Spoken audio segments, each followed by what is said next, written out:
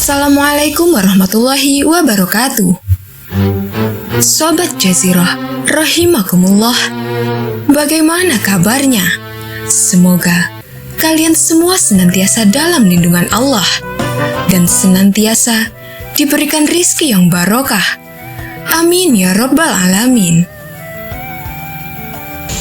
Abu Nawas mendapat kabar ada menteri yang usianya makin tua, tapi ingin selalu tampil muda serta gagah di depan banyak orang. Namun yang namanya usia tidak bisa dibohongi, apalagi terlihat rambut dan jenggotnya yang mulai beruban. Hingga suatu hari, menteri tersebut mengadakan pesta yang hanya dihadiri orang-orang pilihan.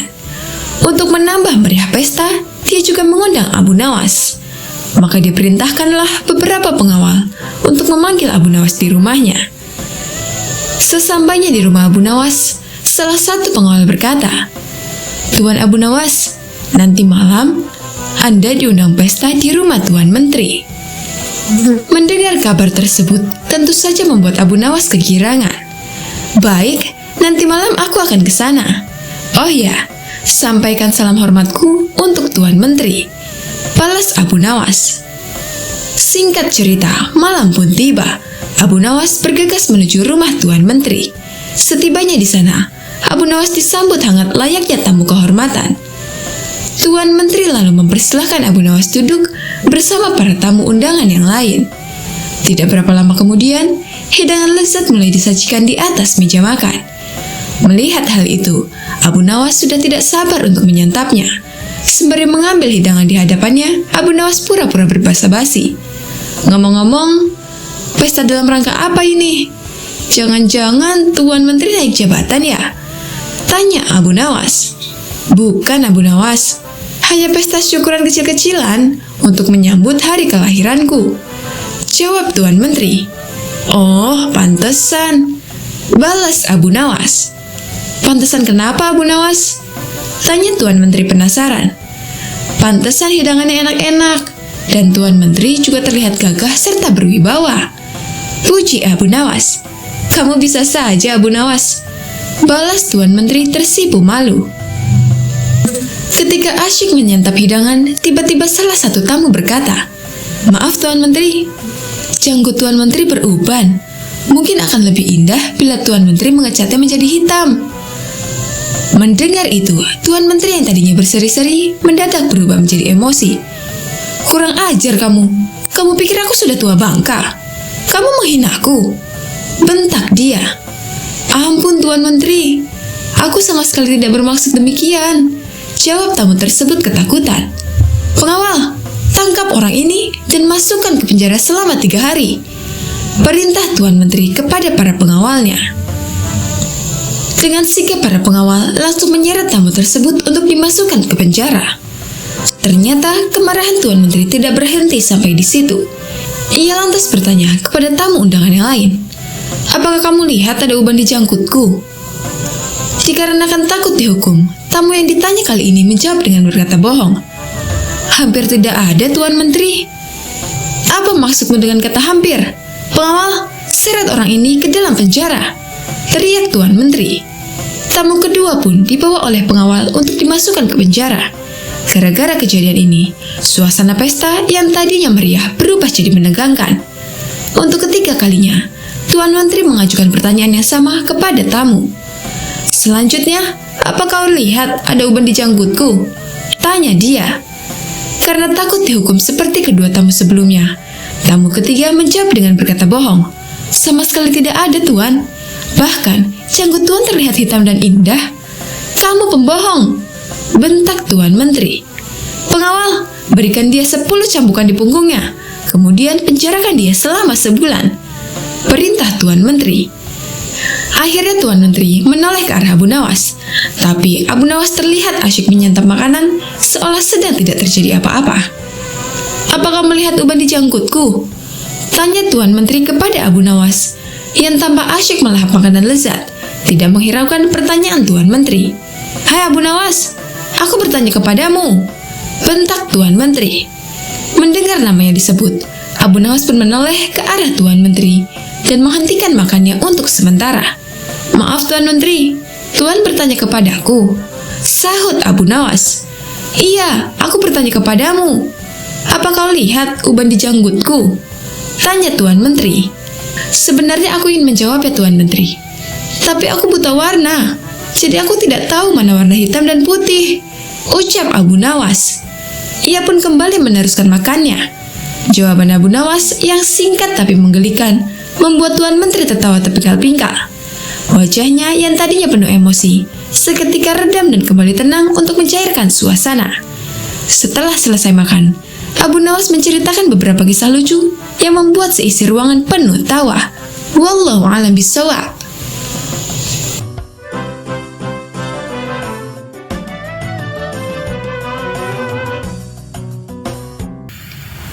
Assalamualaikum warahmatullahi wabarakatuh. Sobat Jazirah, rahimakumullah. Bagaimana kabarnya? Semoga kalian semua senantiasa dalam lindungan Allah dan senantiasa diberikan rizki yang barokah. Amin ya rabbal alamin. Abu Nawas bikin orang-orang langsung tobat pakai cara membuktikan fitnah lebih kejam dari pembunuhan. Berawal dari suatu hari, dia sedang duduk bersama kawan-kawannya, kemudian memberi sebuah nasihat tentang bahaya fitnah.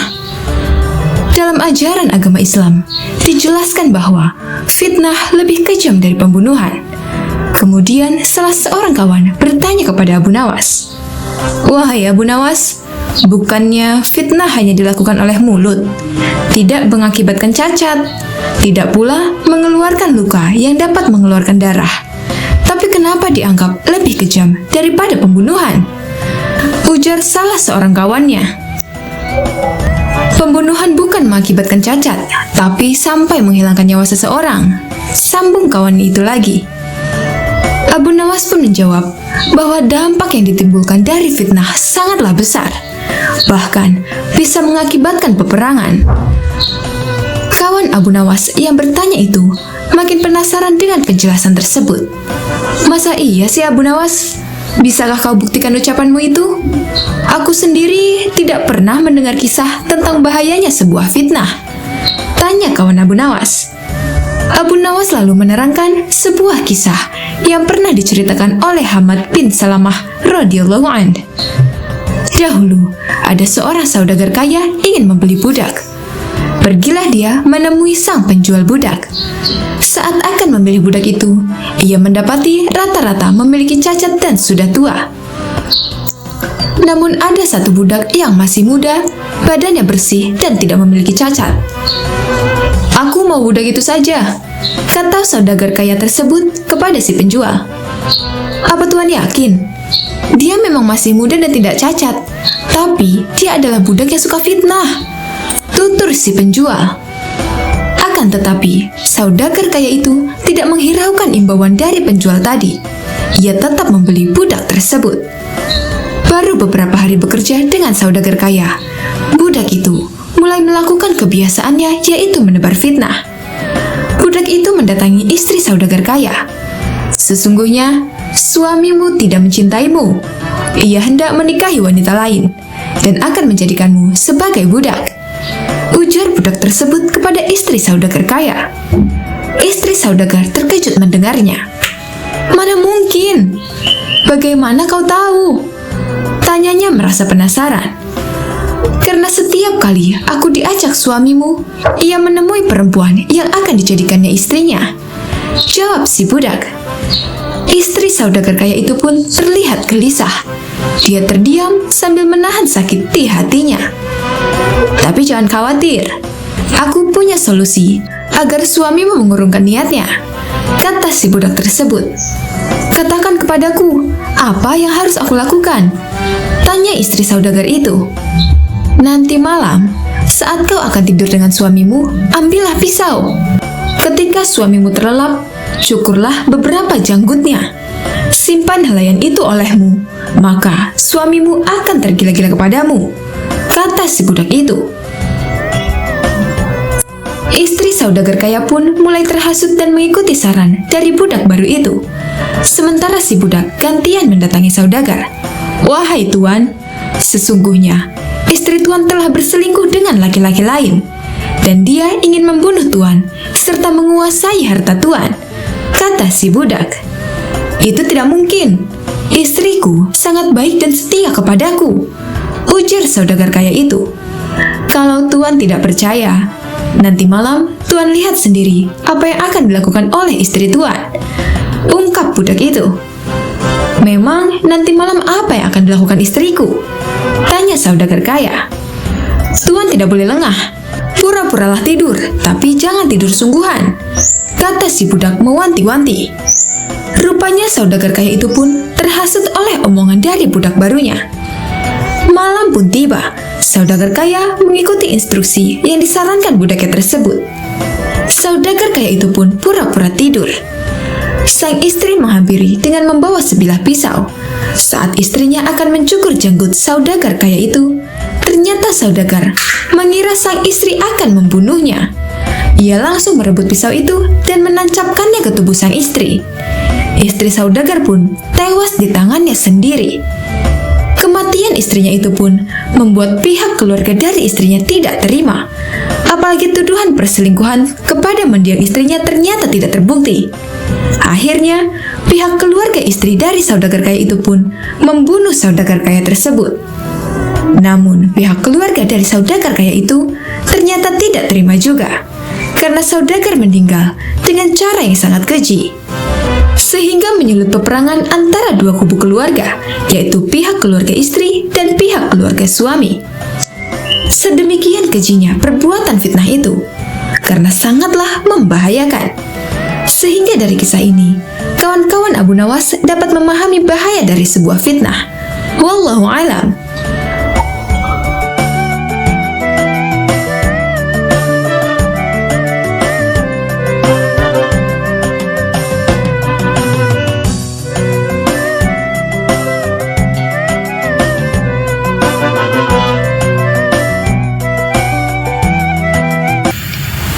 Assalamualaikum warahmatullahi wabarakatuh.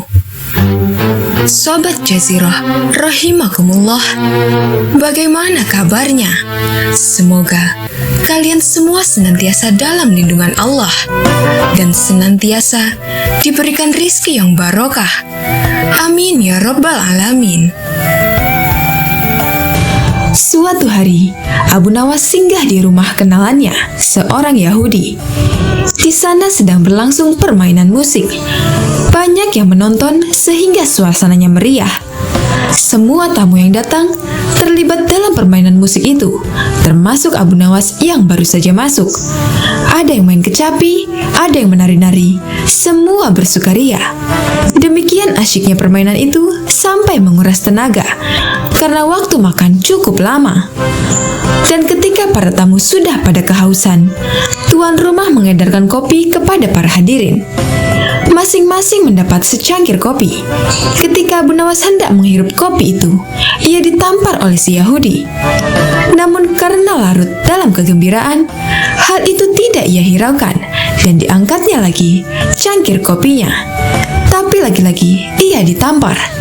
Ternyata tamparan diterima Abu Nawas cukup banyak sampai acara selesai sekitar pukul 2 dini hari. Di jalan baru terpikir oleh Abu Nawas, jahat benar perangai Yahudi itu, main tampar saja. Minumnya seperti binatang. Kelakuan seperti itu tidak boleh dibiarkan berlangsung di kota Baghdad. Tapi apa dayaku hendak melarangnya? Ada satu akal. Esok harinya, Abu Nawas menghadap Khalifah Harun al-Rasyid di istana. Tuanku, ternyata di negeri tuan ini ada suatu permainan yang belum pernah hamba kenal. Itu sangat aneh. Di mana tempatnya? Tanya Baginda Khalifah. Di tepi hutan sana. Mari kita lihat, ajak Baginda. Baik, kata Abu Nawas. Nanti malam kita pergi berdua saja, dan tuanku memakai pakaian santri. Tapi ingat, kata Baginda, kamu jangan mempermainkan aku seperti dulu lagi. Setelah sholat Isya, berangkatlah Baginda ke rumah Yahudi itu ditemani Abu Nawas. Ketika sampai di sana, kebetulan si Yahudi sedang asyik bermain musik bersama teman-temannya.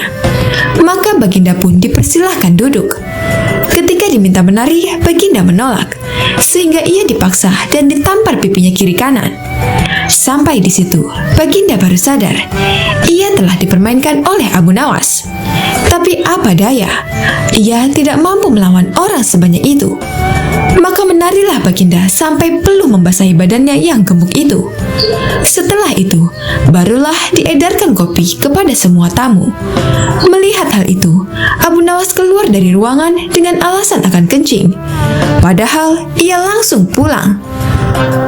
Biar Baginda merasakan sendiri peristiwa itu. Karena salahnya sendiri tidak pernah mengetahui keadaan rakyatnya dan hanya percaya kepada laporan para menteri, pikir Abu Nawas. Tatkala hendak mengangkat cangkir kopi ke mulutnya, Baginda ditampar oleh Yahudi itu. Ketika ia hendak mengangkat lagi cangkir dengan piringnya, ia pun kena tampar lagi. Baginda diam saja. Kemudian dilihatnya Yahudi itu minum seperti binatang, menghirup sambil ketawa-ketawa. Apa boleh buat, pikir Baginda. Aku seorang diri, dan tak mungkin melawan Yahudi sebanyak itu. Larut malam, Baginda pulang ke istana berjalan kaki seorang diri dengan hati yang amat dongkol. Ia merasa dipermainkan oleh Abu Nawas dan dipermalukan di depan orang banyak. Alangkah kasihannya diriku, gumam Baginda. Pada pagi harinya, begitu bangun tidur, Khalifah Harun al-Rashid memerintahkan seorang pelayan istana untuk memanggil Abu Nawas. Hai Abu Nawas, baik sekali perbuatanmu malam tadi. Terima kasih, kamu memasukkan aku ke rumah Yahudi itu, dan kamu tinggal aku seorang diri. Sementara aku dipermalukan seperti itu, kata Baginda. Mohon ampun ya Baginda. Malam sebelumnya, hamba telah mendapat perlakuan yang sama seperti itu. Apabila hal itu hamba laporkan secara jujur, pasti Baginda tidak akan percaya. Maka hamba bawa Baginda ke sana agar mengetahui dengan mata kepala sendiri perilaku rakyat yang tidak senonoh itu. Jawab Abu Nawas. Baginda tidak dapat membantah ucapan Abu Nawas. Lalu disuruhnya beberapa pengawal memanggil si Yahudi. Hai Yahudi, apa sebab kamu menampar aku tadi malam? Baginda bertanya dengan nada sengit. Dari mana kamu memperoleh cara minum seperti hewan? Ya Tuanku Syah Alam, jawab si Yahudi. Sesungguhnya hamba tidak tahu akan duli Syah Alam. Jika sekiranya hamba tahu, masa hamba berbuat seperti itu? Sebab itu hamba mohon ampun yang sebesar-besarnya. Sekarang terimalah pembalasanku, kata Baginda. Yahudi itu dimasukkan ke dalam penjara, dan sejak itu diharamkan orang bermain serta minum seperti binatang. Mereka yang melanggar akan dihukum berat.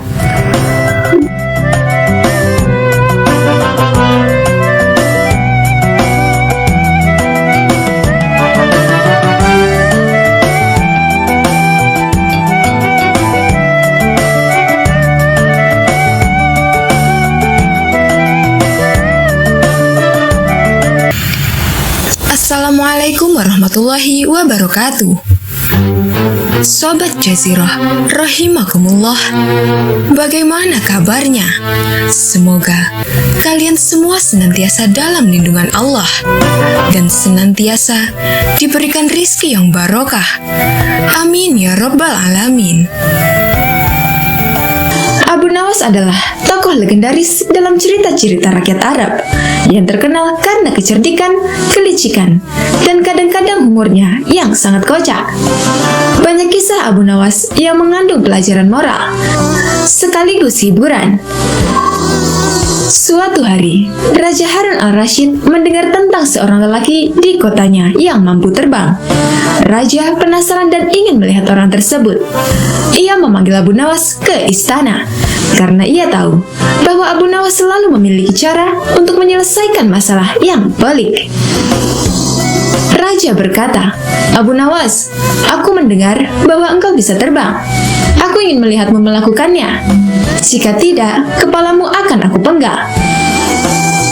Abu Nawas yang tahu ini adalah jebakan dari lawan-lawannya di istana, berpikir sejenak lalu berkata, "Baiklah Yang Mulia, tetapi untuk bisa terbang, saya memerlukan waktu persiapan selama 1 tahun."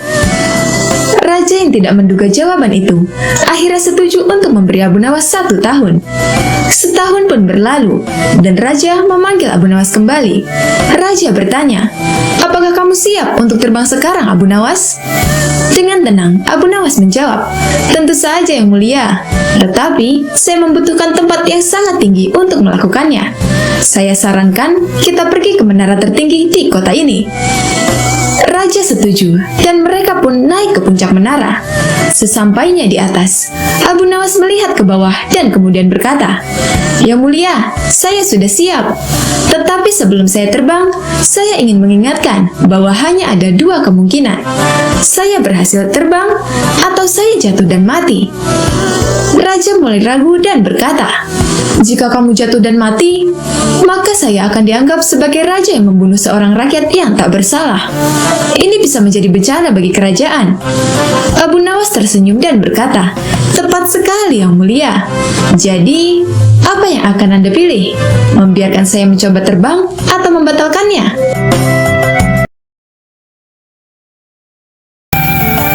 Dalam buku kisah 1001 Malam, ada sebuah cerita tentang Abu Nawas saat didatangi ketiga muridnya. Lantas, mereka masing-masing bertanya kepada gurunya. Orang pertama memulai pertanyaan, "Manakah yang lebih utama? Orang yang mengerjakan dosa-dosa besar atau orang yang mengerjakan dosa-dosa kecil?" "Orang yang mengerjakan dosa-dosa kecil," jawab Abu Nawas. "Mengapa?" kata orang pertama. "Sebab lebih mudah diampuni oleh Allah Subhanahu wa Ta'ala," kata Abu Nawas. Orang pertama puas karena ia memang yakin dengan argumentasi seperti itu. Lalu orang yang kedua bertanya dengan pertanyaan yang sama, "Manakah yang lebih utama? Orang yang mengerjakan dosa-dosa besar atau orang yang mengerjakan dosa-dosa kecil?" "Orang yang tidak mengerjakan keduanya," jawab Abu Nawas. "Mengapa?" kata orang kedua. "Dengan tidak mengerjakan keduanya, tentu tidak memerlukan pengampunan dari Allah Subhanahu wa Ta'ala," kata Abu Nawas. Orang kedua pun bisa menerima pendapat tersebut. Kemudian orang ketiga bertanya hal yang serupa, "Manakah yang lebih utama? Orang yang mengerjakan dosa-dosa besar atau orang yang mengerjakan dosa-dosa kecil?" "Orang yang mengerjakan dosa-dosa besar," jawab Abu Nawas. "Mengapa?" kata orang ketiga. "Sebab pengampunan Allah Subhanahu wa Ta'ala kepada hambanya sebanding dengan besarnya dosa hamba itu," jawab Abu Nawas. Orang ketiga menerima alasan gurunya itu. Lantas ketiga murid itu pun menjadi bingung. Mengapa jawaban atas pertanyaan yang sama bisa berbeda? Setelah itu, Abu Nawas menjelaskan bahwa manusia itu dibagi menjadi 3 tingkatan. Tingkatan mata, tingkatan akal, dan tingkatan hati. Anak kecil yang mengatakan bahwa bintang di langit itu kecil atas dasar penglihatannya saja, maka itu tingkatan mata. Lalu, ada orang yang mengatakan bahwa bintang itu besar apabila melihat menggunakan alat, maka ini termasuk kategori tingkatan akal. Kemudian ada pula orang yang memandang bahwa bintang itu kecil meskipun ia tahu bahwa itu besar. Akan tetapi, atas dasar pemahamannya yang mendalam mengenai Allah Subhanahu wa Ta'ala, maka ia menganggap bahwa tiada yang lebih besar selain Allah Subhanahu wa Ta'ala.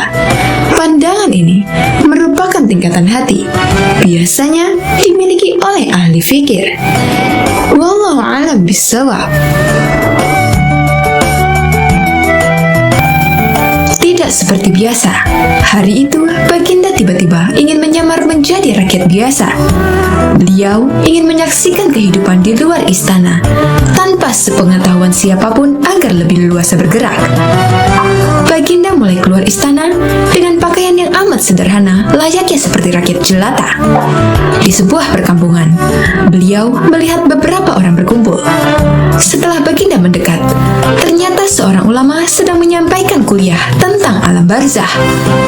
Tiba-tiba, ada seorang yang datang dan bergabung di situ.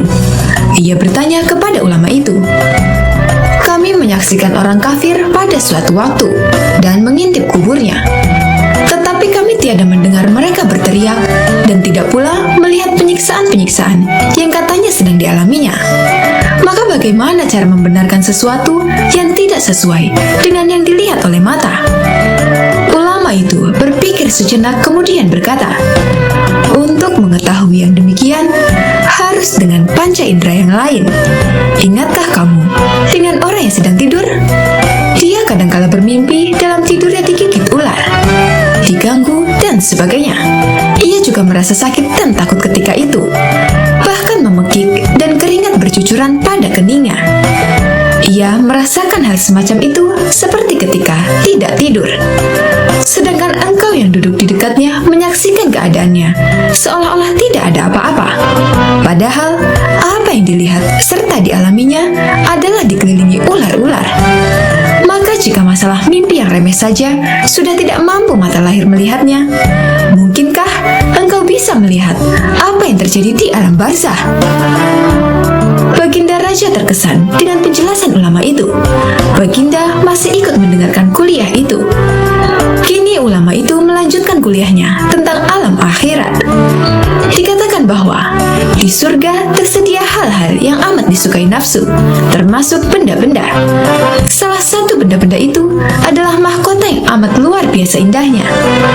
Tak ada yang lebih indah dari barang-barang di surga, karena barang-barang itu tercipta dari cahaya. Saking indahnya, maka satu mahkota jauh lebih bagus dari dunia dan isinya.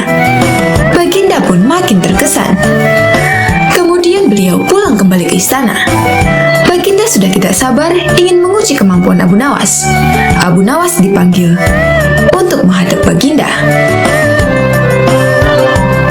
Kemudian Baginda berkata, "Aku menginginkan engkau sekarang juga berangkat ke surga. Kemudian bawakan aku sebuah mahkota surga yang katanya tercipta dari cahaya itu. Apakah engkau sanggup, Abu Nawas?" "Sanggup, Paduka yang mulia," kata Abu Nawas, langsung menyanggupi tugas yang mustahil dilaksanakan itu. Tetapi Baginda harus menyanggupi pula satu syarat yang akan hamba ajukan. "Sebutkan syarat itu," kata Baginda Raja. "Hamba mohon Baginda menyediakan pintu agar hamba bisa memasukinya." "Pintu apa?" tanya Baginda belum mengerti. "Pintu alam akhirat," jawab Abu Nawas. "Apa itu?" tanya Baginda ingin tahu. "Kiamat, wahai Paduka. Masing-masing alam mempunyai pintu. Pintu alam dunia adalah liang peranakan ibu. Pintu alam barzah adalah kematian. Dan pintu alam akhirat adalah kiamat. Surga berada di alam akhirat. Bila Baginda masih tetap menghendaki hamba mengambil sebuah mahkota di surga, maka dunia harus kiamat terlebih dahulu." Mendengar penjelasan Abu Nawas, Baginda Raja terdiam. Di sela-sela kebingungannya, Abu Nawas bertanya lagi, "Masihkah Baginda menginginkan mahkota dari surga?" Baginda Raja tidak menjawab. Beliau diam 1000 bahasa. Sejenak kemudian, Abu Nawas mohon diri karena Abu Nawas sudah tahu jawabannya.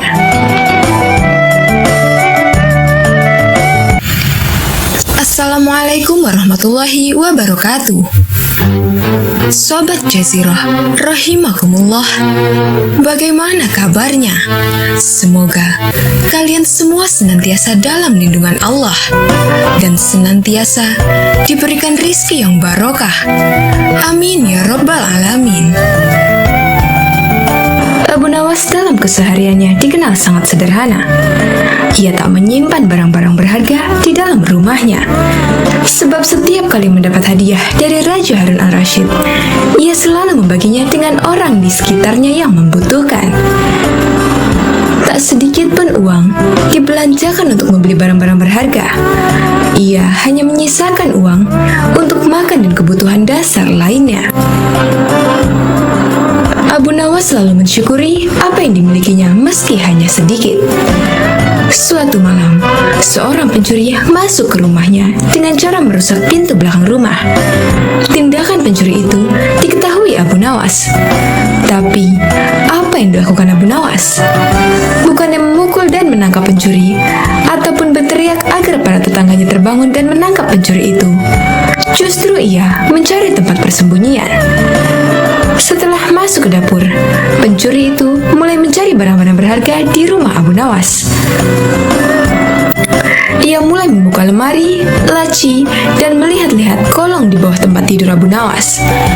Ia tak menemukan satupun barang berharga. Tak ada uang, tak ada emas, guci keramik, ataupun barang-barang berharga lainnya. Pencuri itu tak putus asa begitu saja.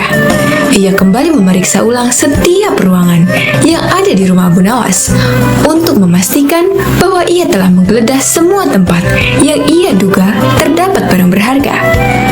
Sampai suatu ketika, ia melihat sebuah kotak besar di dalam suatu ruangan yang sebelumnya tak sempat ia periksa. Pencuri itu langsung membayangkan di kotak itulah barang-barang berharga disimpan.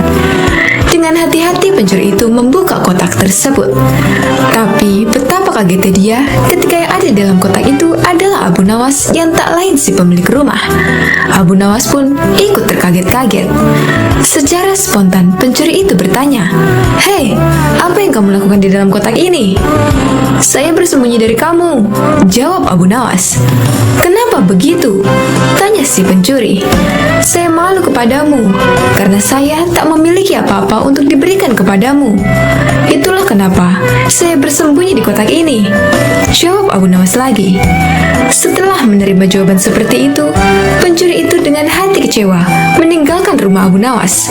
Tapi ia bersyukur sekaligus heran karena Abu Nawas tak berteriak memanggil tetangga sehingga ia selamat dari hajaran massa.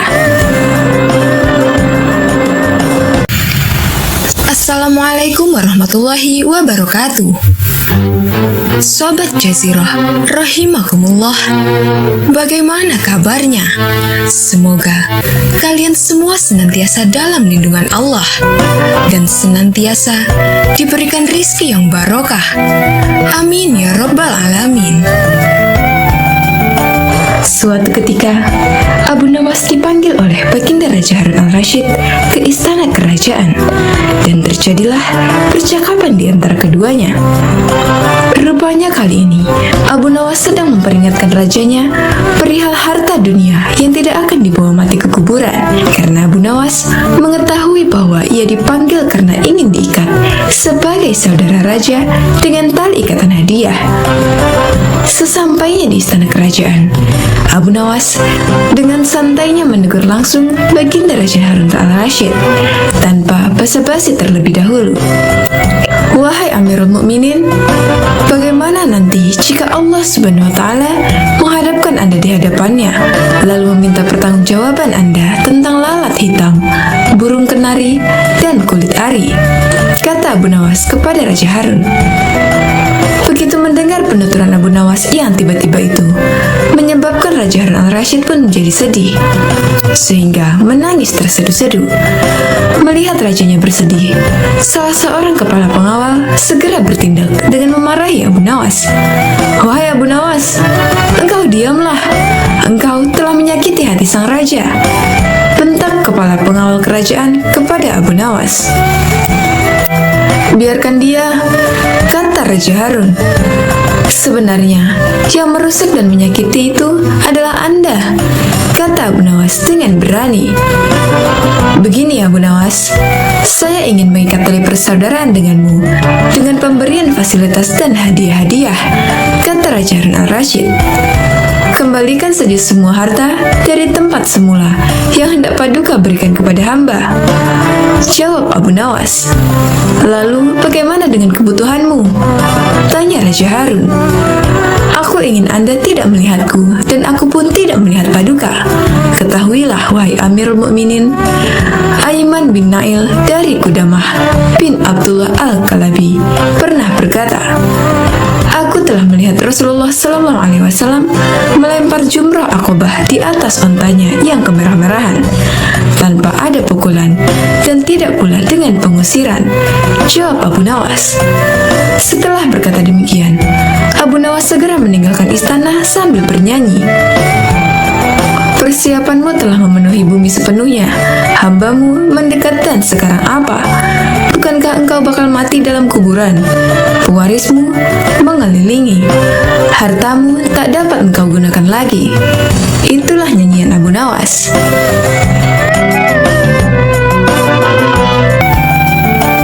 Secara tak terduga, pangeran yang menjadi putra mahkota jatuh sakit. Sudah banyak tabib yang didatangkan untuk memeriksa dan mengobati sang pangeran, tapi tak seorang pun mampu menyembuhkannya. Akhirnya raja mengadakan sayembara. Sayembara boleh diikuti oleh rakyat dari semua lapisan, tak terkecuali oleh para penduduk negeri tetangga. Sayembara yang menyediakan hadiah menggiurkan itu dalam waktu beberapa hari berhasil menyerap ratusan peserta. Namun, tak satu pun dari mereka berhasil mengobati penyakit sang pangeran.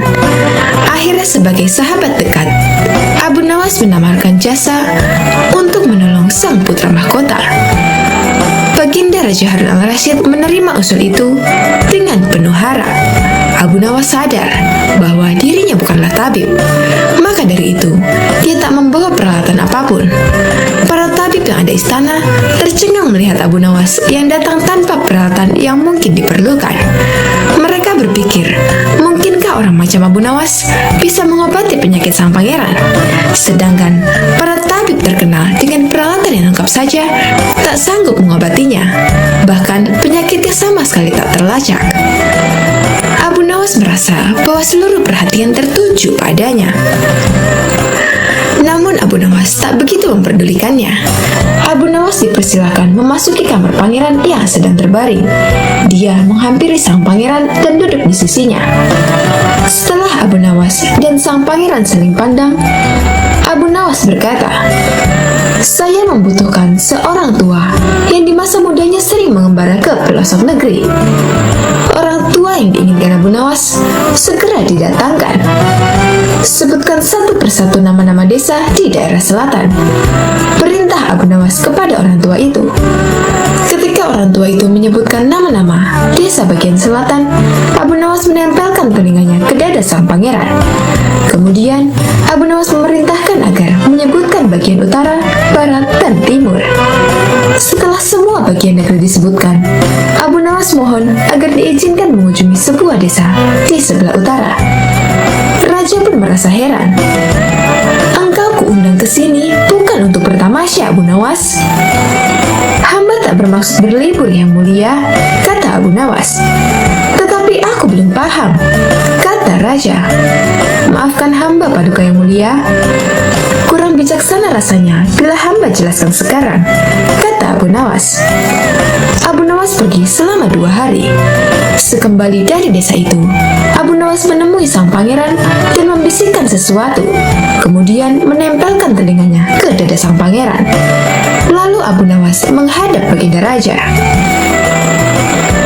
"Apakah Yang Mulia masih menginginkan sang pangeran tetap hidup?" tanya Abu Nawas. "Apa maksudmu?" Raja balas bertanya. "Sang pangeran sedang jatuh cinta pada seorang gadis desa di sebelah utara negeri ini," kata Abu Nawas menjelaskan. "Bagaimana kau tahu?" Ketika nama-nama desa di seluruh negeri disebutkan, tiba-tiba degup jantungnya bertambah keras ketika mendengarkan nama sebuah desa di bagian utara negeri ini. Dan sang pangeran tak berani mengutarakannya kepada baginda. "Lalu apa yang harus aku lakukan, Abu Nawas?" tanya raja. "Mengawinkan pangeran dengan gadis desa itu. Kalau tidak," tawa raja ragu-ragu, "cinta itu buta, baginda. Bila kita tak berusaha mengobati kebutaannya, maka dia akan mati." Rupanya saran Abu Nawas tak bisa ditolak. Sang pangeran adalah putra satu-satunya yang merupakan pewaris tunggal kerajaan. Abu Nawas benar. Begitu mendengar persetujuan sang raja, sang pangeran berangsur-angsur pulih. Sebagai tanda terima kasih, raja memberikan Abu Nawas sebuah cincin permata yang amat indah. Suatu hari, baginda raja Raja Harun al-Rashid memerintahkan 2 pengawalnya untuk menjemput Abu Nawas di rumahnya agar segera datang ke istana. Sesampainya Abu Nawas di istana, Baginda Raja Harun al-Rashid kemudian berkata, "Hai Abu Nawas, sekarang juga kamu harus dapat mempersembahkan kepadaku seekor harimau berjenggot. Jika gagal, aku akan membunuhmu." Kata-kata itu merupakan perintah sultan yang diucapkan dengan penuh tegas dan kegeraman. Dari bentuk mulutnya ketika mengucapkan kalimat itu, jelas betapa sultan menaruh dendam kesumat kepada Abu Nawas yang telah berkali-kali mempermainkan dirinya dengan cara-cara yang sangat kurang ajar. Perintah itu merupakan cara Baginda untuk dapat membunuh Abu Nawas. "Ya, Tuanku Syah Alam," jawab Abu Nawas, "semua perintah paduka akan hamba laksanakan. Namun, untuk yang satu ini hamba mohon waktu 8 hari. "Baik," kata Baginda. Al-Kisah. Pulanglah Abu Nawas ke rumah. Agaknya ia sudah menangkap gelagat bahwa raja sangat marah kepadanya. Dicarinya akal supaya dapat mencelakakan diriku agar terbalas dendamnya, pikir Abu Nawas. Jadi, aku juga harus berhati-hati. Sesampainya di rumah, dipanggilnya 4 orang tukang kayu dan disuruhnya membuat kandang harimau. Hanya dalam waktu 3 hari, kandang itu pun siap. Kepada istrinya, ia berpesan agar menjamu orang yang berjenggot yang datang ke rumahnya.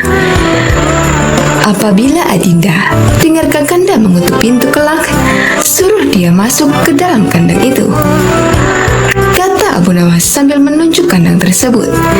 Ia kemudian bergegas pergi ke musola dengan membawa sajadah. "Baik," kata istrinya. "Hai Abu Nawas, tumben kamu sholat di sini?" bertanya imam dan penghulu musola itu. "Sebenarnya, saya mau menceritakan hal ini kepada orang lain. Tapi kalau tidak kepada Tuhan penghulu, kepada siapa lagi saya mengadu?" jawab Abu Nawas. "Tadi malam, saya ribut dengan istri saya. Itu sebabnya saya tidak mau pulang ke rumah." Pucuk dicinta, ulam tentu tiba, pikir penghulu itu. Kubiarkan Abu Nawas tidur di sini dan aku pergi ke rumah Abu Nawas menemui istrinya. Sudah lama aku menaruh hati kepada perempuan cantik itu, ucap si penghulu dalam hatinya. "Hai Abu Nawas," kata si penghulu, "bolehkah aku menyelesaikan perselisihan dengan istrimu itu?" "Silahkan," jawab Abu Nawas. "Hamba sangat berterima kasih atas kebaikan hati Tuan." Maka pergilah penghulu itu ke rumah Abu Nawas dengan hati berbunga-bunga, dan dengan wajah berseri-seri diketuknya pintu rumah Abu Nawas. Begitu pintu dibuka, ia langsung mengambil istri Abu Nawas dan diajak duduk bersanding. "Hai Adinda, apa gunanya punya suami jahat dan melarat? Lagi pula, Abu Nawas hidupnya tak karuan. Lebih baik kamu jadi istriku. Kamu dapat hidup senang dan tidak kekurangan suatu apapun," ucap si penghulu. "Baiklah, kalau keinginan Tuan demikian," jawab istri Abu Nawas. Tak berapa lama kemudian, terdengar pintu diketuk oleh seseorang. Ketukan itu membuat penghulu belingsatan. "Kemana aku harus bersembunyi?" ia bertanya kepada nyonya rumah. "Tuan penghulu, silakan bersembunyi di dalam kandang itu," jawab istri Abu Nawas. Ia lalu menunjuk kandang yang terletak di dalam kamar Abu Nawas. Tanpa pikir panjang lagi, penghulu itu masuk ke dalam kandang itu dan menutupnya dari dalam. Sedangkan istri Abu Nawas segera membuka pintu. Abu Nawas pun masuk ke dalam rumah. "Hai Adinda, apa yang ada di dalam kandang itu?" tanya Abu Nawas. "Tidak ada apa-apa suamiku," jawab istrinya. "Apa putih-putih itu?" tanya Abu Nawas. Lalu dilihatnya penghulu itu gemetar karena malu dan ketakutan. Setelah 8 hari, Abu Nawas memanggil 8 kuli untuk memikul kandang itu ke istana. Di Baghdad, orang gempar ingin melihat harimau berjenggot. Seumur hidup, jangankan melihat, mendengar harimau berjenggot berjenggot pun belum pernah. Kini Abu Nawas malah dapat seekor. Mereka terheran-heran akan kehebatan Abu Nawas. Tetapi begitu dilihat penghulu di dalam kandang, mereka tidak bisa bilang apa-apa selain mengiring kandang itu sampai ke istana hingga menjadi arak-arakan yang panjang. Si penghulu malu bukan main. Tak lama kemudian, sampailah iringan-iringan itu ke dalam istana. "Hai Abu Nawas, apa kabar?" kata Baginda Sultan. "Apa kamu sudah berhasil mendapatkan harimau berjenggot?" "Dengan berkat dan doa tuanku, alhamdulillah hamba berhasil," jawab Abu Nawas. Maka dibawalah kandang itu ke hadapan Baginda. Ketika Baginda hendak melihat harimau tersebut, si penghulu memalingkan mukanya ke arah lain dengan muka merah padam karena malu. Akan tetapi, kemanapun dia meloleh, ke situ pula Baginda memelototkan matanya. Tiba-tiba Baginda menggeleng-gelengkan kepala dengan takjub, sebab menurut penglihatan beliau, yang ada di dalam kandang itu adalah penghulu musola. Abu Nawas buru-buru menimpali, "Ya tuanku, itulah harimau berjenggot." Tapi Baginda tidak cepat tanggap. Beliau termenung sesaat, kenapa penghulu dikatakan harimau berjenggot? Tiba-tiba Baginda bergoyang ke kiri dan ke kanan, seperti orang berdoa. Oh penghulu, perlukah hamba memberitahukan kenapa hamba dapat menangkap harimau berjenggot ini di rumah hamba sendiri? Kata Abu Nawas. Iya, ujar Baginda sambil menoleh ke kandang itu dengan mata berapi-api. Kemudian Abu Nawas menjelaskan apa yang sebenarnya terjadi. "Ya, aku maklum sudah," kata Baginda. Bukan main murka Baginda kepada penghulu itu, sebab ia yang sangat semestinya menegakkan hukum, ia pula yang melanggarnya. Ia telah berkhianat. Baginda segera memerintahkan punggawa mengeluarkan penghulu dari kandang dan diarak keliling pasar setelah sebelumnya dicukur segi 4, agar diketahui oleh seluruh rakyat betapa aibnya orang yang berkhianat.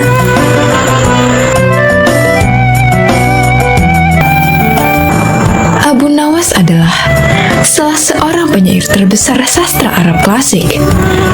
Abu Nawas sering dikisahkan sebagai sosok yang bijaksana sekaligus jenaka. Saat ini kita telah banyak mendengar tentang kisah-kisah Abu Nawas yang begitu menarik, jenaka, dan penuh hikmah. Tapi ada satu kisah yang menarik, dan mungkin banyak dari teman-teman yang penasaran di mana Abu Nawas berhasil menjawab pertanyaan dari Raja Harun al-Rasyid tentang manakah yang lebih dahulu diciptakan antara telur dan ayam. Namun ada sebagian juga yang berpendapat bahwasannya kisah-kisah Abu Nawas yang ada sekarang adalah sebuah dongeng belaka. Jadi kebenarannya hanya Allah Subhanahu wa Ta'ala yang Maha mengetahui. Untuk itu, kisah ini cukup dijadikan sebagai pengetahuan dan diambil hikmahnya saja. Pada suatu hari, Raja Harun al-Rasyid sedang merasa bahagia karena dia mendapati ayam betinanya telah bertelur. Melihat ayam yang bertelur, sang raja dapat ide untuk membuat sayembara kepada masyarakat. Lalu sang raja pun mengumpulkan orang-orang atau rakyatnya itu di sebuah lapangan yang luas. Kemudian sang raja berkata, "Wahai rakyatku, siapakah di antara kalian yang dapat menjawab pertanyaanku? Manakah yang lebih dulu diciptakan antara ayam dan telur? Barang siapa dari kalian yang berhasil menjawab pertanyaan dengan alasan yang logis, maka aku akan hadiahkan 1 peti penuh uang emas. Tapi apabila tidak mampu menjawabnya, maka dia harus menerima hukuman, yaitu di penjara." Ketika itu, memang orang-orang dalam kondisi keuangan yang susah. Makanya tidak sedikit dari mereka yang tertarik untuk ikut sayembara tersebut. Mereka begitu tertarik dengan hadiah yang dijanjikan. Tapi masalahnya, mereka juga tak cukup pintar untuk bisa menjawab pertanyaan tersebut dengan disertai alasan yang logis. Selain itu juga, mereka takut dimasukkan ke penjara apabila tak bisa menjawab pertanyaan dari sang raja. Akhirnya dari sekian banyak penduduk yang ada waktu itu, hanya 4 orang saja yang nekat mengikuti sayembara tersebut. Dan salah seorang di antaranya adalah Abu Nawas. Aturan dari sayembara ini ada 2. Yang pertama, mereka harus menjawab dengan masuk akal. Kemudian yang kedua, peserta harus bisa menjawab sanggahan dari sang raja. Singkat cerita, pada suatu hari dimulailah sayembara perlombaan tersebut dan keempat peserta telah siap di depan panggung. Ketika itu, banyak orang yang menyaksikan sayembara tersebut karena mereka pun sebenarnya penasaran, sekaligus ingin tahu mana yang lebih dahulu antara ayam atau telur. Orang-orang pun penasaran siapakah orang yang beruntung yang bisa mendapatkan emas 1 peti itu. Kemudian sang raja pun datang, lalu duduk di singgasananya di atas panggung tersebut. Mulailah ketika Raja Harun al-Rasyid memanggil peserta pertama untuk maju. Lalu sang raja bertanya, manakah yang lebih dulu ada, telur apa ayam? Kemudian peserta pertama ini menjawab, wahai raja, telurlah yang lebih dulu ada. Dan sang raja bertanya, kenapa telur yang pertama? Apa alasannya? Peserta ini menjawab, bila ayam yang lebih dulu ada, itu dirasa tidak mungkin, karena ayam berasal dari telur. Lalu sang raja bertanya lagi, kalau begitu, siapa yang mengerami telur tersebut? Mendengar pertanyaan dari raja ini, peserta pertama ini langsung pucat karena dia tidak tahu jawabannya apa. Karena peserta ini tidak mampu menjawab, raja pun memasukkan dia ke dalam penjara. Kemudian dipanggillah peserta yang kedua. Peserta kedua ini pun menjawab, wahai paduka raja, sebenarnya telur dan ayam tercipta dalam waktu yang bersamaan. Mungkin peserta kedua ini cari aman, biar dia tidak dimasukkan ke penjara seperti peserta pertama. Lalu sang raja pun bertanya, bagaimana bisa bersamaan? Peserta kedua pun menjelaskan, bila ayam lebih dulu, itu tentu tidak mungkin, karena ayam berasal dari telur. Dan bila telur lebih dulu, itu juga dirasa tidak mungkin, karena telur tidak bisa menetas tanpa dierami. Raja pun mengangguk-angguk, kemudian bertanya lagi, bukankah ayam betina bisa bertelur tanpa ayam jantan? Peserta kedua ini pun langsung kebingungan dan tak bisa menjawab sanggahan dari raja. Maka peserta kedua ini dijebloskan ke penjara. Dan tibalah giliran peserta yang ketiga. Dia berkata, wahai yang mulia, sebenarnya ayamlah yang diciptakan lebih dulu daripada telur. Kemudian sang raja berkata, jika itu pendapatmu, coba jelaskan kenapa bisa demikian. Peserta ketiga menjelaskan, menurut hamba, yang pertama diciptakan adalah ayam betina. Raja pun bertanya lagi, lalu bagaimana bisa ayam betina bisa beranak pinak seperti sekarang, sedangkan ayam jantan saja tidak ada pada awalnya? Dan peserta yang ketiga ini pun menjelaskan, ayam betina bisa bertelur tanpa ayam jantan. Kemudian telur itu dierami sendiri, lalu menetas, dan jadi anak ayam jantan. Dan anak ayam itu, ketika menjadi ayam jantan dewasa, maka dia mengawini induknya sendiri. Mendengar alasan peserta ketiga ini, sang raja pun kembali menanyakan sesuatu. Bagaimana bila ayam betina itu mati sebelum ayam jantan itu mengawininya? Peserta ketiga ini pun akhirnya tak bisa menjawab sanggahan sang raja dan dia pun dimasukkan ke penjara juga. Akhirnya, tinggal peserta yang terakhir, yaitu Abu Nawas. Dengan sangat yakin, Abu Nawas menjawab, "Wahai yang mulia, yang pasti adalah telur dulu baru kemudian ayam." Raja pun bertanya, "Coba jelaskan secara logis, bagaimana bisa telur yang lebih dahulu dibandingkan ayam?" Dengan santai Abu Nawas berkata, "Karena ayam bisa mengenal telur, sedangkan telur tidak bisa mengenal ayam." Mendengar alasan dari Abu Nawas itu, raja sempat terdiam agak lama, dan ternyata sang raja kali ini tidak bisa menyangka alasan Abu Nawas. Penonton pun bersorak kegirangan, maka Abu Nawaslah yang berhak mendapatkan uang emas 1 peti itu. Ada juga beberapa pendapat yang mengatakan tentang jawaban Abu Nawas tadi, yang katanya telur dulu daripada ayam itu hanyalah sebagai satire saja, supaya Raja Harun al-Rashid tidak bisa membantah lagi. Maka dari itu, Abu Nawas menempatkan dirinya di paling akhir, seperti kisah tersebut.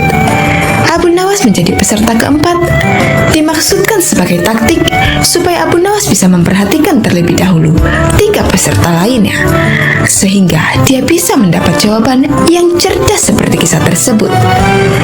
Jadi, di kisah tadi, Abu Nawas berkata, telur yang lebih dahulu ada dibandingkan ayam. Namun, jika dilihat dari sisi lain, mengatakan bahwasannya ayamlah yang lebih dulu ada. Abu Nawas adalah seorang ulama besar yang terkenal dengan kecerdasannya dan dipercaya sebagai wali Allah. Di suatu hari, Baginda Raja Harun al-Rashid merasakan sakit di seluruh anggota badannya. Bahkan, untuk berjalan saja terasa berat. Akhirnya Baginda Raja memanggil tabib istana untuk mengobatinya. Tapi ternyata hasilnya nihil, lantaran tabib istana hingga tabib sekota Baghdad tak bisa mengobatinya. Akhirnya, Raja Harun al-Rashid membuat sayembara untuk para tabib agar bisa menyembuhkan penyakitnya.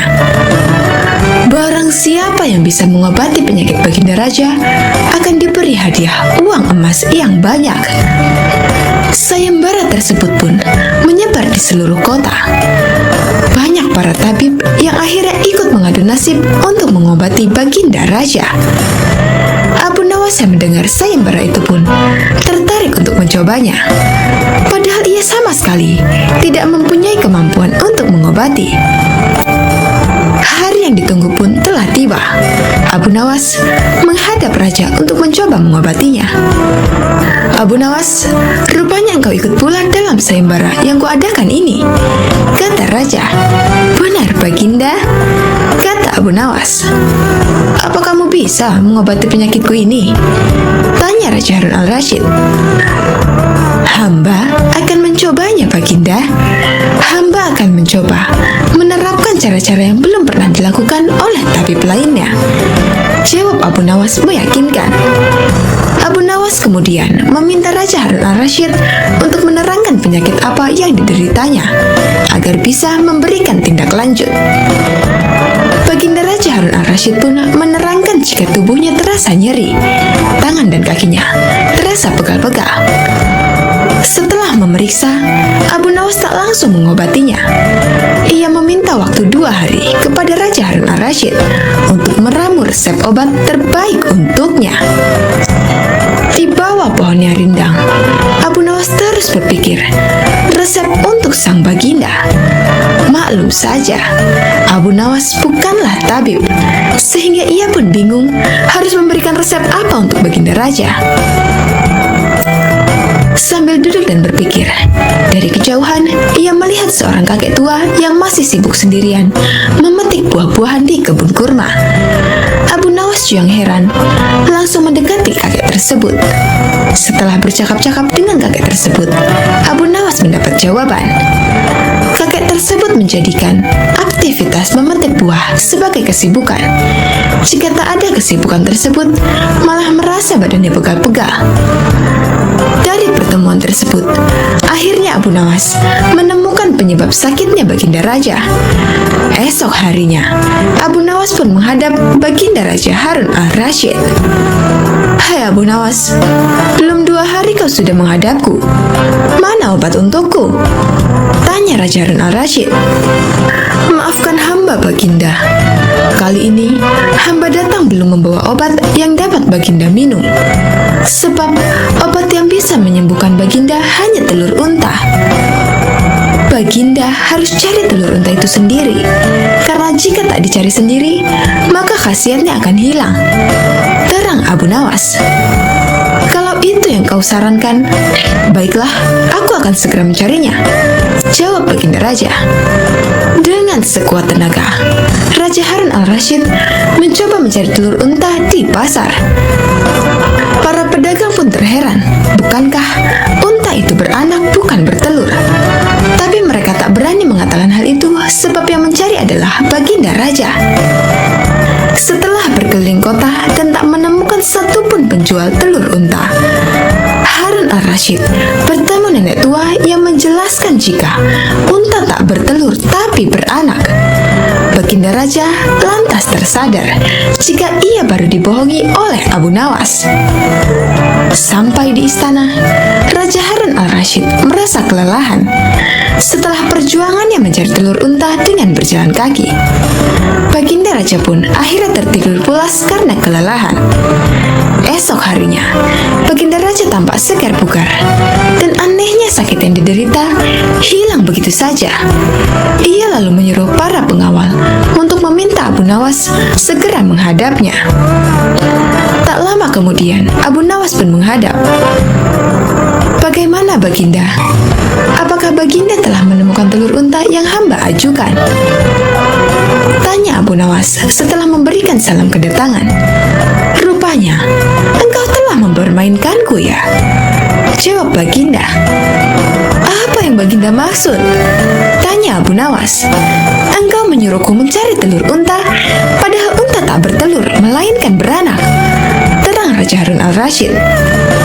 Abu Nawas kemudian menceritakan pertemuannya dengan kakek tua, hingga ia memperoleh hikmah bahwa anggota badan yang tak pernah digerakkan akan membuat orang sakit. Pengalaman itulah yang ingin diterapkan Abu Nawas kepada bagindanya, supaya Baginda Raja tidak hanya memerintah tetapi juga bergerak. Tentu saja Baginda tidak akan menemukan telur unta, sebab tidak akan mungkin ada unta yang bertelur. Tapi, bukankah Baginda sekarang sudah merasa lebih enakan? Tanya Abu Nawas setelah memberikan penjelasan. "Benar, apa yang kau katakan itu benar Abu Nawas," jawab Raja yang tak lagi marah mendengar jawaban Abu Nawas. "Bahkan aku semalam dapat tidur dengan pulas sekali," lanjut Baginda Raja. "Kalau begitu, betul jika ada pepatah yang mengatakan, tidak ada kelezatan kecuali setelah kepayahan," sahut Abu Nawas. Mendengar hal itu, Raja Harun al-Rasyid pun tertawa dan geleng-geleng kepala atas kecerdikan Abu Nawas.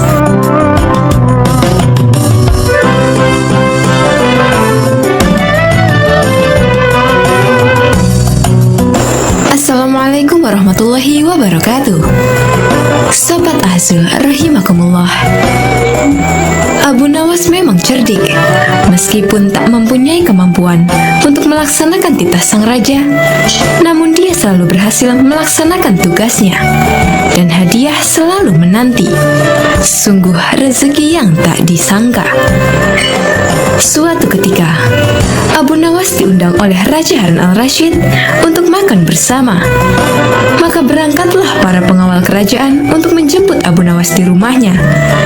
Tak berapa lama kemudian, Abu Nawas telah sampai di istana dengan pakaian sederhana. Abu Nawas langsung diajak berbincang di sebuah pendopo dengan berbagai jamuan makan lengkap dengan minuman yang segar. Melihat begitu begitu banyaknya makanan, Abu Nawas pun sangat lahap menyantap makanan yang dihidangkan kepadanya.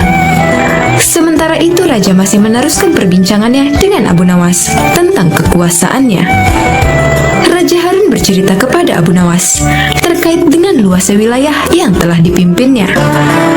Namun Abu Nawas nampak tidak menggubris, malah dia sibuk dengan makanan yang tersaji di hadapannya.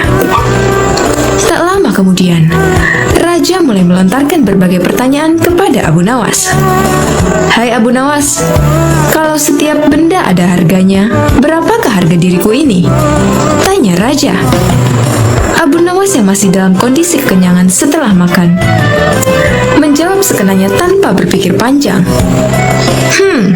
Hamba kira mungkin sekitar 100 dinar saja, Paduka, jawab Abu Nawas. Terlalu sekali engkau, Abu Nawas. Harga sabuku saja 100 dinar, bentak raja.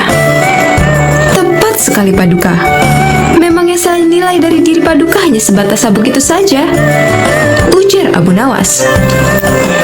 Karena merasa tak ingin dipermalukan oleh Abu Nawas karena kecerdikannya, kali ini raja tidak mau lagi mengambil resiko dengan beradu pendapat padanya. Oleh karena itu, Abu Nawas diajak menuju ke tengah-tengah prajuritnya yang merupakan ahli bela diri dan ketangkasan. Ayo Abu Nawas, di hadapan para prajuritku, tunjukkanlah kemampuan memanahmu. Panahlah sekali saja. Kalau panahmu dapat mengenai sasaran, hadiah akan menantimu. Tapi kalau gagal, engkau akan aku penjara, kata raja.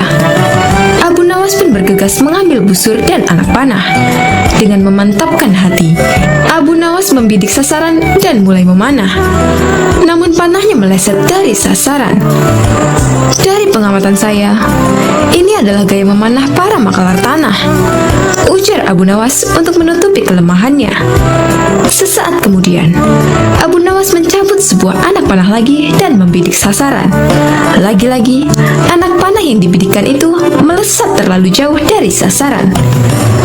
Kalau yang ini, Paduka, ini gaya juragan buah kalau sedang memanah, sahut Abu Nawas untuk menutupi kelemahannya yang kedua. Untuk yang ketiga kalinya, Abu Nawas kembali mencabut anak panah dan mulai membidiknya. Namun kali ini, kebetulan anak panah yang dibidiknya mengenai sasaran. Nah, yang ini Paduka, ini baru gaya Abu Nawas kalau sedang memanah. Saya pun menunggu hadiah yang Paduka janjikan, kata Abu Nawas dengan gembira. Dengan tak bisa menyembunyikan tawanya, Paduka Raja lantas memberikan hadiah kepada Abu Nawas. Dengan kecerdikannya bermain kata-kata yang masuk logika, akhirnya Abu Nawas mendapatkan hadiah. Dia pun langsung memohon diri karena tak sabar untuk memberikan hadiah itu kepada istrinya. Wallahu a'lam bishawab.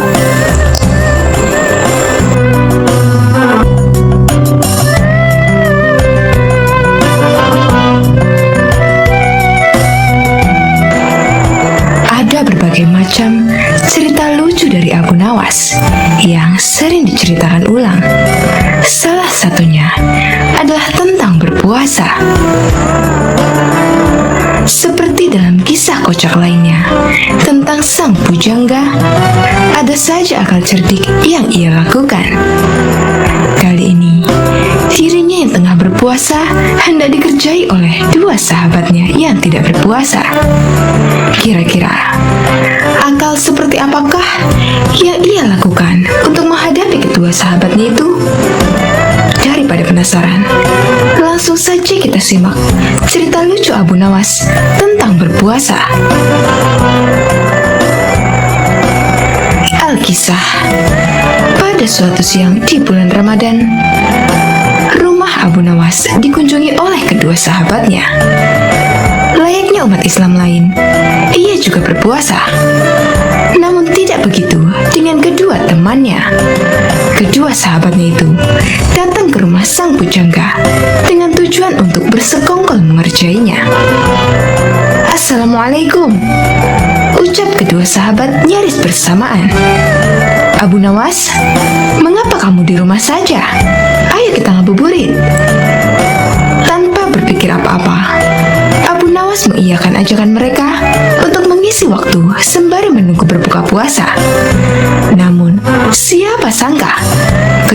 temannya itu justru mengajaknya pergi ke sebuah tempat makan.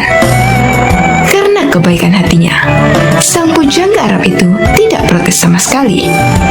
Ia ikut saja masuk ke dalam tempat makan tersebut. Meskipun begitu, karena tengah berpuasa, ia bertekad tidak akan ikut makan. Untungnya, kedua temannya itu membeli makan untuk dibawa pulang, bukan makan di tempat. Rupanya, kedua temanku ini sangat menghormatiku yang sedang berpuasa. Meskipun tidak berpuasa, tapi mereka tidak makan langsung di tempat makan itu, melainkan membawa makanannya pulang, pikir Abu Nawas.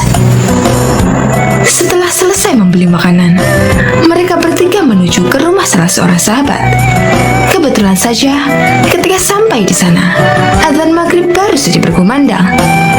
Wah, sudah waktunya berbuka puasa, ucap Abu Nawas. Batalkan saja dahulu puasamu dengan minum, ucap salah satu temannya. Sang pujangga pun segera minum, kemudian menunggu ditawari makan bersama. Jangan lupa sholat dulu, ucap temannya yang lain. Nanti kamu ketinggalan jatah waktu sholat maghrib. Benar juga, jawab Abu Nawas. Ia kemudian mengambil air wudhu dan menjalankan ibadah sholat maghrib. Seusai sholat, ia kembali menemui kedua sahabatnya sambil berpikiran, kali ini akhirnya ia bisa makan. Mengapa kamu tidak mengaji Al-Quran? Tanya temannya. Mumpung perutmu masih kosong, lebih baik kamu mengaji dahulu. Takutnya, nanti kalau sudah kenyang, kamu jadi mengantuk. Lama-kelamaan, penyair dari Persia itu merasa jengkel. Ia merasa kalau kedua sahabatnya itu sedang mengerjainya. Meskipun begitu, ia tetap menurut dan mengaji Al-Quran. Kemudian, apakah setelah mengaji, akhirnya ia bisa makan? Tentu saja tidak. Abu Nawas, sekarang mari kita lompat tidur, ucap salah satu temannya. Esok pagi yang memiliki mimpi paling indah akan bisa memakan makanan ini. Bukannya mengajak makan, temannya itu justru mengajak lompat tidur. Tentu saja saat itu ia benar-benar sadar kalau ia sedang dikerjai oleh teman-temannya. Meskipun marah, tokoh yang hidup di abad ke-8 ini tetap menyanggupi perlombaan yang tidak masuk akal tersebut. Ia dan kedua sahabatnya tidur malam itu juga. Dan keesokan harinya, setelah bangun tidur, mereka pun kembali berkumpul untuk membicarakan mimpi yang mereka dapatkan semalam. Salah satu dari teman Abu Nawas memulai ceritanya. Semalam, aku bermimpi sangat indah sekali.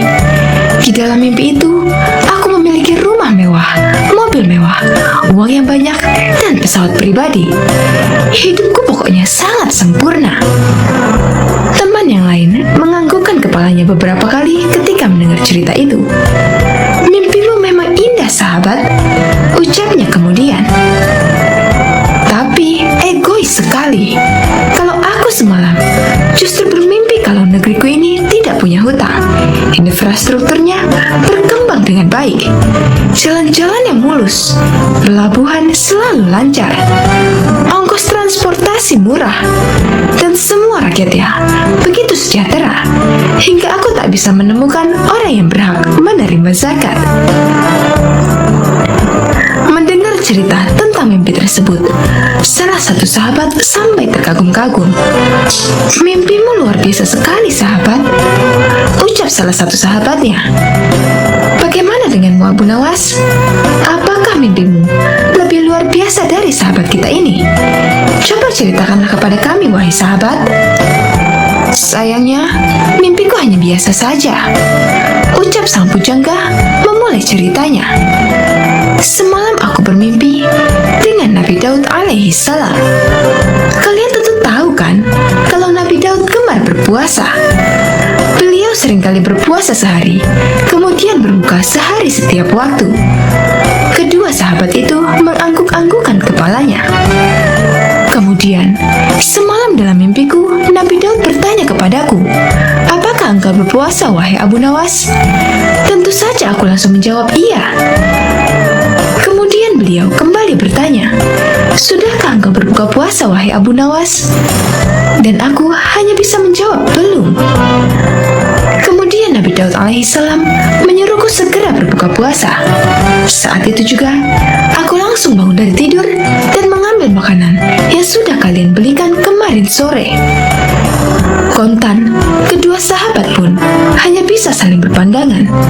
Salah satu dari mereka kemudian mengecek makanan yang mereka simpan di dalam lemari malam sebelumnya.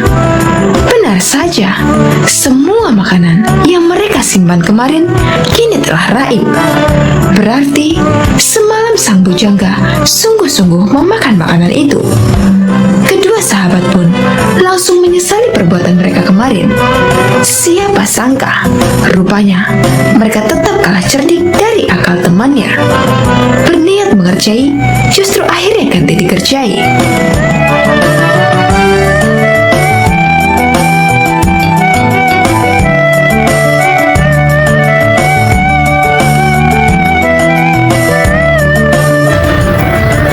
Suatu hari, di kerajaan yang dipimpin oleh Raja Harun al-Rasyid, telah terjadi huru-hara.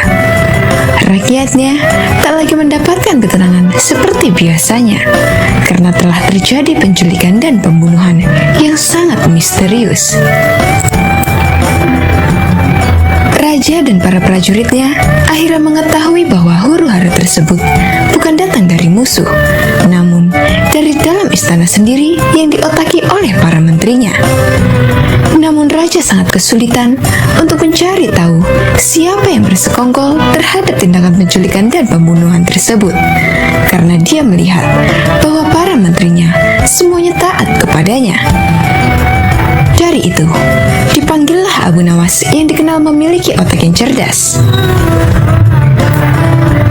Akhir-akhir ini aku gelisah, seolah ada seseorang yang hendak mengkudeta kerajaanku. Apa ada yang salah dengan kepemimpinanku? Tanya Raja kepada Abu Nawas. Ampun beribu ampun, Baginda. Apa yang bisa hamba lakukan untuk membantu? Tanya Abu Nawas. Begini wahai Abu Nawas, berilah cara kepadaku untuk menguji kesetiaan para menteriku, kata Raja dengan iming-iming hadiah. Baiklah Paduka, berilah hamba waktu sehari saja agar bisa memikirkan caranya, ujar Abu Nawas sambil beranjak meninggalkan rajanya. Setibanya di rumah, Abu Nawas berpikir keras untuk menemukan cara yang terbaik dan jitu. Karena kelelahan, Abu Nawas akhirnya tertidur dengan lelapnya. Pada keesokan harinya, ketika dia hendak sholat subuh, dia menemukan sorban yang berbau tak sedap. Sorban itu memang telah lama tak dicuci oleh istrinya. Dari situlah Abu Nawas menemukan cara jitu untuk menguji kesetiaan para menteri kerajaan. Setelah sholat subuh, Abu Nawas segera bergegas menuju istana kerajaan untuk menghadap Raja Harun al-Rasyid. Abu Nawas meminta Raja untuk bersandiwara seolah telah memiliki sorban yang sakti. Raja Harun setuju dan melakukan apa yang telah diperintahkan oleh Abu Nawas.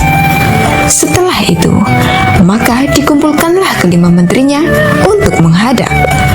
Di hadapan para menteri itu, Raja mengatakan bahwa ia telah mendapatkan hadiah berupa sorban sakti hasil pemberian dari kerajaan lain. Dan salah satu kesaktian sorban itu adalah bisa menentukan masa depan kerajaan di masa yang akan datang. Wahai para menteriku, bantulah aku untuk menentukan masa depan negeri ini, titah Raja. Bagaimana caranya, wahai Baginda? Tanya salah seorang menteri. Masing-masing dari kalian, coba ciumlah sorban hadiah ini secara bergantian. Apabila berbau wangi, maka kerajaan ini akan abadi. Namun, bila baunya busuk, maka kerajaan ini tak akan lama lagi akan segera runtuh. Jelas Raja. Sesuai dengan perintah Raja, para menteri satu persatu memasuki ruangan untuk mencium sorban sakti tersebut. Setelah semuanya telah mendapat giliran, maka dikumpulkanlah lagi menteri-menterinya. Bagaimana baunya? Tanya Raja. Sorban ini baunya sangat harum. Niscaya kerajaan ini akan akan abadi? Jawab menteri pertama. Menteri kedua dan ketiga menjawab sama dengan menteri pertama. Intinya, mereka berusaha untuk membuat rajanya senang. Giliran menteri keempat dan kelima angkat bicara. Di luar dugaan, menteri keempat dan kelima ini mengatakan bahwa sorban sakti tersebut berbau busuk dan menyengat hidung. Mendengar pernyataan menteri keempat dan kelima itu, raja akhirnya membuka rahasia bahwa sorban yang dikiranya sakti tersebut adalah milik Abu Nawas yang sudah usang dan tak dicuci lama sekali. Bergetarlah badan dari menteri pertama, kedua, dan ketiga. Kini, aku tahu siapa di antara kalian yang telah berkhianat kepadaku. Kalian telah terbukti berbohong, dan kalian pantas untuk masuk penjara, ujar Raja Harun. Menteri pertama, kedua, dan ketiga segera ditangkap dan dimasukkan ke dalam penjara. Kepada menteri keempat dan kelima, Raja Harun memberikan hadiah kepada mereka karena kesetiaan yang telah diberikan. Tak lupa juga, Abu Nawas mendapatkan bagian hadiah yang telah dijanjikan oleh Raja Harun kemarin.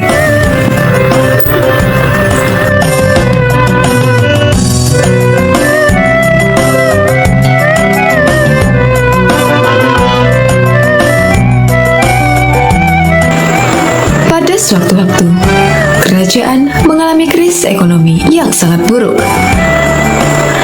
Karena pendapatan kerajaan yang berasal dari pajak tak mampu memenuhi target yang telah ditetapkan oleh raja.